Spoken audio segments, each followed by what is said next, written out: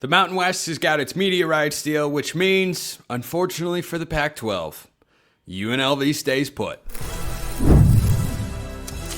You are Locked On College Football with Spencer McLaughlin, your daily podcast on all things college football. Part of the Locked On Podcast Network, your team every day.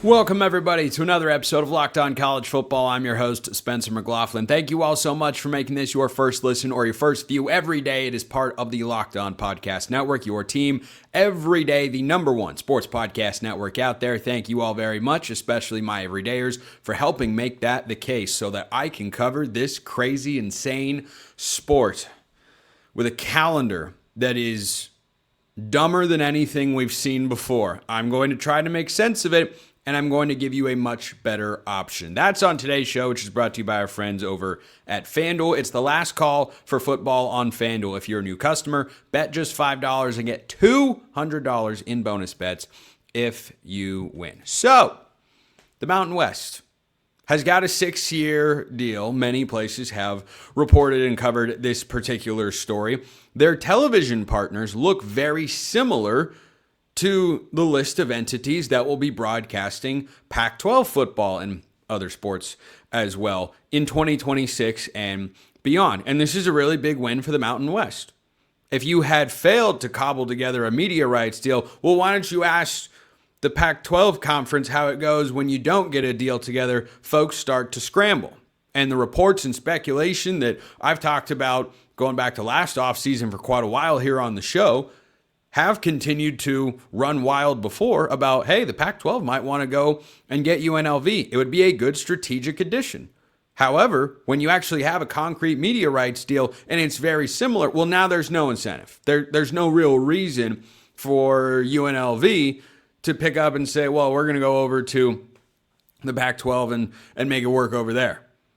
Because if you've got a conference that's giving you a little bit extra money, has guaranteed that your conference distribution is not going to drop, even though you lost 5 of your most important members to the Pac-12. Reportedly, things have gotten a little hostile between these two leagues, which is too bad. A one-time merger would have been really fun, but that's never going to materialize, unfortunately, because when do I ever get what I want? Anyway, I digress. This is a great deal for the Mountain West. It is a great deal. You're moving into a group of 6 world where you're fighting a battle as a league against everybody else to get potentially your conference champion, but not necessarily, into the college football playoff. If people don't have an easy ability to watch your games, that is indeed going to get tougher. So for the Mountain West to have partnerships with Fox and CBS and the CW and something called Kisway. I'm not really sure what that is. KISWE. I'm not kidding. Never heard of it before. I'm sure some of you have. It's a lowercase ISWE, so it's got to be Kisway? Kiswee? Not entirely certain there. I was a little surprised at how this deal looked in its entirety. We don't yet have the full financials of the deal just yet, nor do we have that for the Pac-12. More on that in a moment. I was pretty surprised to see that the same broadcast companies that are taking Pac-12 games, which has now got Boise State, Colorado State, San Diego State, Fresno State, and Utah State, formerly of the Mountain West, are still interested in the inventory of the conference that those leagues just left behind. I don't think that this is a recognition or anyone tacitly admitting that these two leagues are on the same footing. They're not. The Pac-12 is still a much better football conference. They're still a much better conference overall. I think it is a recognition or tacit admitting that the Mountain West has an ability to succeed going forward in the new world. If they weren't seen as valuable, the deal would not have come together like this. I was expecting something with far less national distribution or traditional partners. The Pac-12 is a little bit more involved with USA sports than the Mountain West is. That's the only real difference. There are a lot of similarities between the two. And if you're the Mountain West, when you're facing all this uncertainty going forward, well, yeah, this is absolutely a win. You're going to have your conference championship game be broadcast on Fox. You're going to have games that are on Fox, Paramount Plus, FS1, FS2, CBS Sports Network, all over the place. It's going to be viewable. And the reason that this matters as we enter a new world of college football, where a group of 6 team is getting in, doesn't have to be a conference champion. Don't forget that rule. It can be, of course. It just doesn't have to be necessarily. You're fighting a battle of brand identification and respect and reputation with every other group of 6 conference, including the Pac-12. And if you're going to have a 1-to-1 comparison there, boy, I hope on these team schedules there are plenty of non-conference games between the Pac-12 and the Mountain West. That'd be fun. That would be fun. But Gloria Nevarez, the commissioner, and her entire media team and anybody that helped put all of this together deserves a lot of credit. Because when you get hit, it can just keep going south time and time and time again. And finding wins when you lose your 5 probably biggest or among your biggest brands and television draws, yeah, you have done very well. Now, the expected distribution from the conference to each of the schools is for the legacy members like UNLV and Wyoming and others expected to be the same at $3.5 million. You contrast that to the Pac-12, and there has not been an official number yet for what those schools are getting, which is probably not a very good sign. There were some early speculative reports or discussions about how much it was going to be. Could it be 12? Could it be $15 million? I don't know that the Pac-12 is going to hit 10. We'll see. That hasn't all been finalized, or at least it has not been fully announced publicly just yet. So does the money ultimately matter? Not a ton when you're compared to the other conferences. I'm talking about the Power 4 because the gap is already so severe. No, a few million here, a few million there. It's not going to make a giant difference. But the battle all these conferences are fighting is really amongst themselves. They're all trying to get their champion in. And having just a little bit more money could mean you keep a coach, you keep a coordinator, you get a few more players. That can be the difference. So I think the Mountain West is on, with this news, an upswing of positive vibes, and the Pac-12 not as much. It doesn't change the landscape for me, which is the Pac-12 is still in a much stronger football position as a conference going forward. But the Mountain West, definitely not going anywhere. UNLV, now definitely not going to go anywhere. That was the expectation before.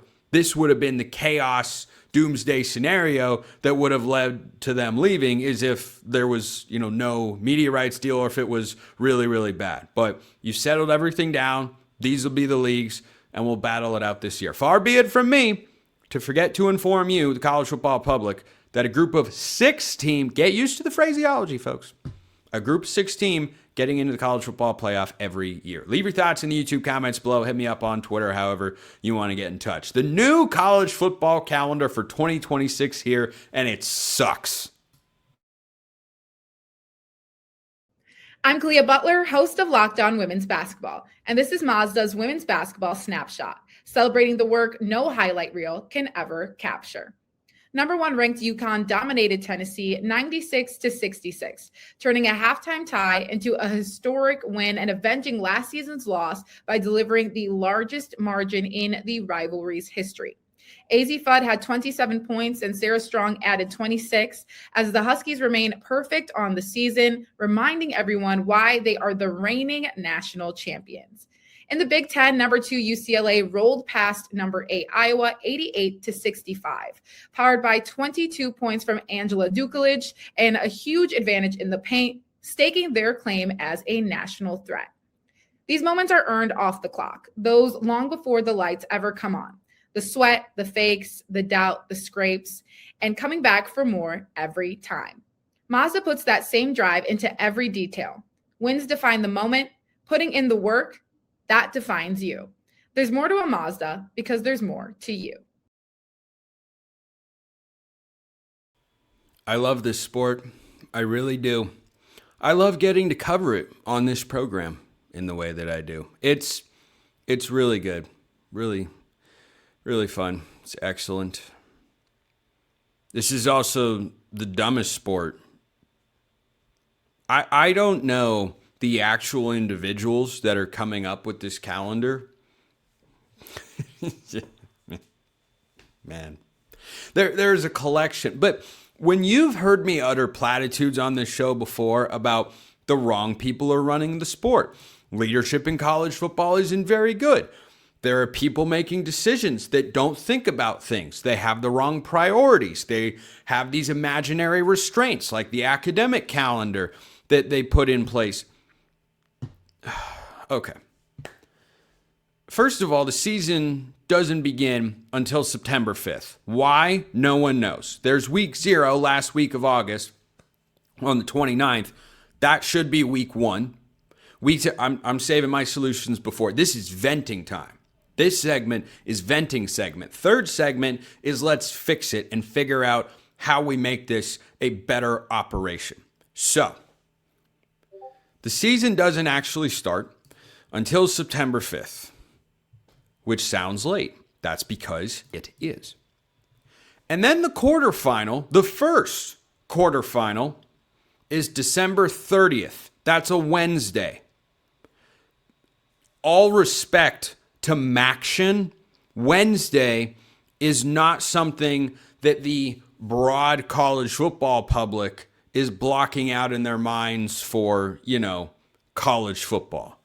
I am, because during the season, I'll throw on a little Maction. I'm here for it. Hey, he's an Oregon guy. Austin Novosad is now in the MAC. He's at Bowling Green, so I'm here for it. Wednesday. Okay. The other 3 quarterfinals are January 1st. That's a Friday. Now, typically, Friday is a news day where you roll stuff out to hide it because, everybody's getting ready for the weekend. Now, let me defend the folks that have made this schedule for that have made this schedule for this upcoming season a little, because that happens to be New Year's Day. Tough break. Little bit of a tough break. Is it the end of the world? No. At least people are going to be able to make the trip to go to the games because they don't have to, go to work the next day. So at least there's that. Now, let's just stop there. Let's let that settle for a moment, because it's the most similar that it was to this past year, which we all acknowledge wasn't great. January 19th national championship. That's very late, and then you played the first weekend in December as conference championship weekend, and then you just waited, and you had some bowl games to watch, which are good and fun, but you're just waiting around. You're just waiting around, hanging. Okay.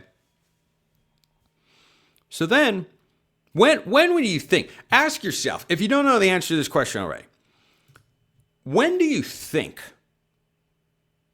the semifinals should be played? If you're playing quarterfinal games on Wednesday, December 30th, I don't know when out Thursday the 31st. Anyway, Wednesday, December 30th, and Friday, January 1st. If you are playing games on those days, when should the semifinals be? When would make sense to you? Would it be the following week? Maybe Friday, January 8th, or Saturday, January 9th? Is that what makes sense in your head? That's what makes sense in my head. Yeah, that's not what's happening here at all. Can I interest you in a Thursday, Friday iteration of the semifinals? Because we're going to take 2 weeks off. You're going to play the quarterfinals. You're going to have these epic college football games. You'll have the first round, which will be on home campuses, which is great. And it excites people, and everyone's thinking about and feeling college football. And then you're going to wait a little while, and you're going to play the quarterfinals and everyone will lock back in. And you're like, okay, we waited too long to play the quarterfinal games, but okay, we're here. New Year's Day. This is college football's day. Okay. And then after those games play and you've got your Final Four, you're going to wait 2 weeks. And then you're going to play the national championship. Get this. 24 days after the quarterfinal. 24 days. Can I just shift your attention to a different sport? I know this is Locked On College Football, and I talk college football here on the show. The greatest postseason in the world, postseason. The greatest postseason in the world, greatest sporting event is March Madness. No one does it better. First four, little teasers on Tuesday, Wednesday, that first week. Thursday, Friday, all out. Get as many screens as you can, all of the college basketball games. I mean, for goodness sake, you've got 16 to show in back-to-back days. It's spectacular. When do they play the next round? 48 hours later. Spencer, football and basketball are different. Okay, valid point.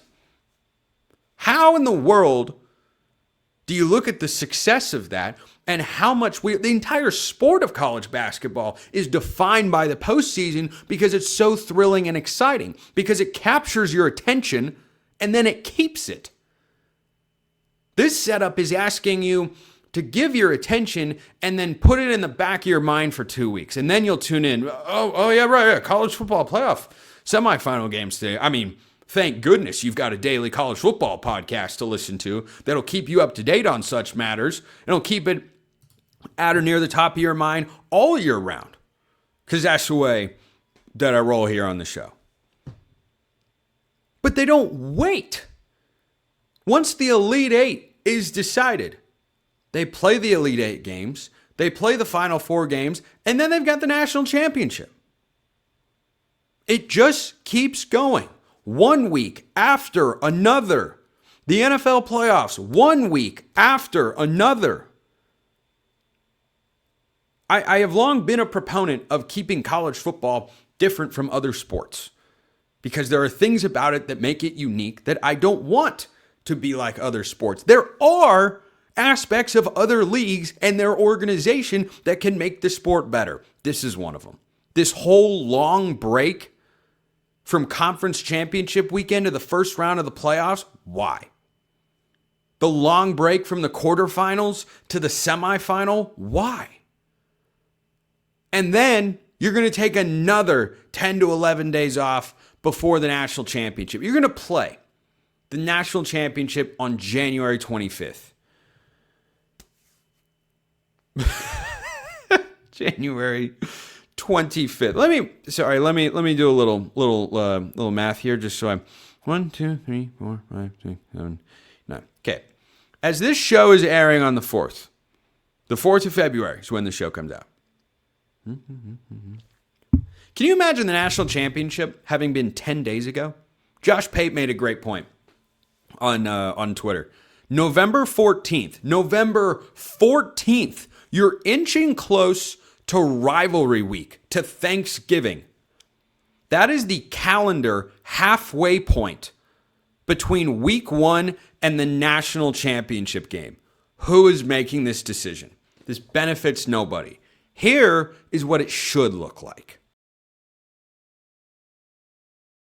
First, this episode brought to you by our friends at TurboTax. Tax season doesn't have to take over your life. This year, TurboTax is making it easier than ever to just hand things off and move on with your day. With TurboTax Full Service, you can have your taxes done for you by a trusted local expert start to finish without the stress or the guesswork. Instead of spending hours trying to figure out forms, you can meet with a local TurboTax expert in person or connect online. They handle everything from W-2s to self-employed forms and work to get you every deduction. You can upload your documents, go about your day, and get updates right in the TurboTax app. It's a huge time saver and gives real peace of mind knowing an expert is handling it. For a limited time, you can have your taxes done by a local TurboTax expert for just $150 all in if a TurboTax expert didn't file for you last year. Just file by February 28th. Take taxes off your plate. Get back to your life. Visit turbotax.com/local to book your appointment today. That's turbotax.com/local. This episode also brought to you by our friends over at FanDuel. One final Sunday, one last kickoff, the final chance to get in on the action before the NFL season officially comes to a close. This is Super Bowl 60, and FanDuel is making sure you're right in the middle of it with a special offer just in time for the biggest game of the year. Whether you're backing the favorite, riding with the underdog, or building one last same-game parlay, this is the game everyone's been waiting for. This is where predictions turn into plays, go Hawks. Stats turn into storylines, go Hawks again, and every snap feels bigger. It's the perfect way to cap off the season and make the Super Bowl even more exciting from kickoff to the final whistle. Go Hawks. If you're a new customer, bet just $5 and get $200 in bonus bets if you win. Make it count, because after the Super Bowl, the season is over. Done. Finite. Kaput. Go Hawks. Last call for football on FanDuel, an official sportsbook partner of Super Bowl 60. Visit FanDuel.com to get started. Check them out at FanDuel.com. I don't want to just be yell at the sky, be angry at the clouds sort of guy. Have I thought about a solution? Yes. And this would be better for everybody involved. The schedule that I just discussed is not good for players, is not good for coaches, is not good for fans, is not good for folks in the media, is not good for the overall health of the sport to keep it on people's minds. So here's what I would do. And I didn't even mention, actually, I forgot to mention this part. If the transfer portal is the same time next year as it was this year, it would run from the 1st to the 15th. So it would open, most likely, the day that you're playing 3 quarterfinal football games, and it would close the day that you're playing a semifinal game and be open for the 2 weeks in between. That's the calendar equivalent for January 2027. So, got my trusty calendar up here. Start the regular season a week earlier and make sure that you can get to conference championship weekend and play it the first weekend in December. That would be December 4th and the 5th, because some play on Friday and some play on Saturday. That is your conference championship weekend. Then, by the way, you do not, and I am not advocating for, nor will I ever, you do not need to just abandon bowl season. Because obviously that's part of the problem. That's part of the discussion as to why this can't be done in a better fashion, is that, well, they've got to play the bowl games, and, well, you don't need to get rid of them. They can be played at the same time. There was a day this year in the playoff where you had 3 or 4 bowl games, which were all very fun matchups, by the way. Michigan-Texas was one of them. I think Iowa-Vanderbilt was one of them. And then the nightcap was one of Miami's playoff games. I believe it was Miami-Ohio State. So these two things can coincide perfectly fine. We can watch college football bowl games as an appetizer and then enjoy the main entree, and we can all understand the difference between a bowl game and a playoff game. So, conference championship weekend is the 5th and the 6th. For some teams, that might be a week off, which is your benefit for making the college football playoff. Selection Sunday would therefore be December 6th. All games need to be played by that point in time. Then you would start with your first round games on December 12th. And this is keeping the 12-team playoff, which I think is a couple teams too many, but there are fun components to it, so I'm rolling with it here. I'm not proposing my ideal number of teams in the college football playoff. On the weekend of December 12th, you are playing first round games. If you want to split them up between Friday and Saturday, I really don't care. 11th and 12th, that is when you are playing your first round games. Now you've got the field down to 8. Then, wait for it, I'm not going to suggest taking a 2 to 3 week break in the calendar. Apparently, this has to be said because people making the decisions don't understand why this is a problem, which it is. It is not good for anyone. In this time, by the way, there is no early National Signing Day. There is no early portal window, nothing. That all gets sorted out after the season. Coaches should not be able to move. Players should not be able to move. You can interview. You can have discussions. You cannot actually leave. You cannot enter the portal during this time.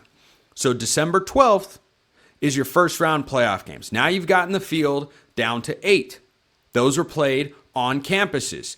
The weekend of December 19th are your 4 quarterfinal games, which, by the way, I would also like to be played on campus. And if you need to play the quarterfinal games on campus to incentivize the bye system that has been set up and play the high-profile bowl games in the first round, that's a sacrifice I'm willing to make, Lord Farquaad, that I am. I'm not Lord Farquaad. I'm Sid from Toy Story. Everybody knows that. So I'd rather they both be played on home campuses. But if that has to happen, I'd be willing to have that discussion. So the 12th is when you play your first round games. The 19th is when you play your quarterfinal games. Now you have 4 teams left and you're going into Christmas weekend. Yes, this is a reality of playing and working in sports. Not everybody gets to celebrate the holidays at the same time. See, the NFL and NBA for my entire life. Mostly the NBA, but now the NFL has taken that over as well. You play these games Friday, you can play them Saturday. I could not care less. You play your semifinal games, probably at neutral sites, the following weekend, and you just keep the college football momentum going. You keep it on everybody's psyche. And then the following week, on January 1st, New Year's Day, at the Rose Bowl, every year is the national championship game.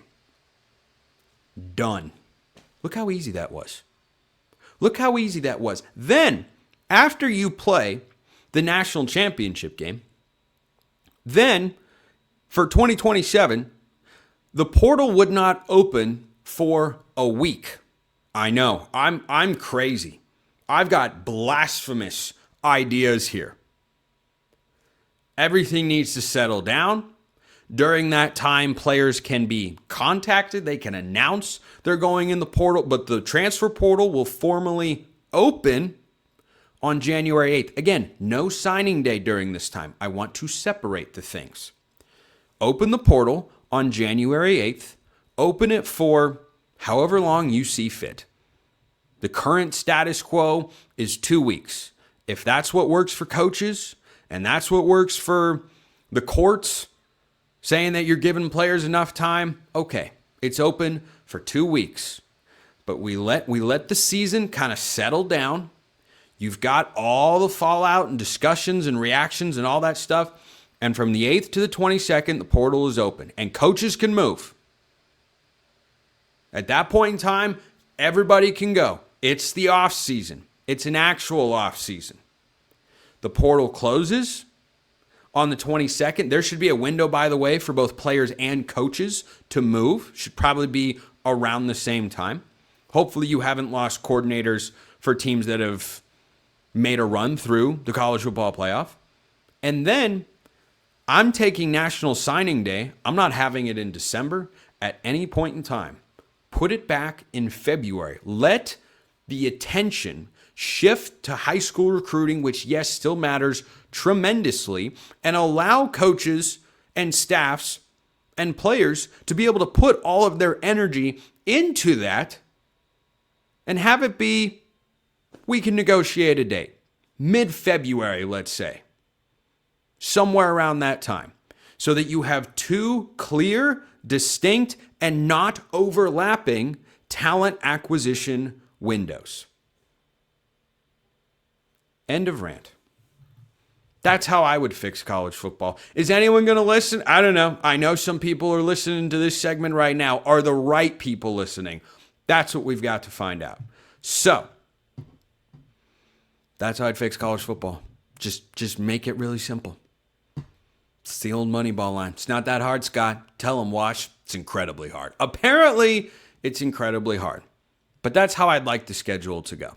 Leave your thoughts in the comments below or shoot me a message. Appreciate everyone listening. I'll see you next time. Until then, hope you all have a wonderful rest of your day.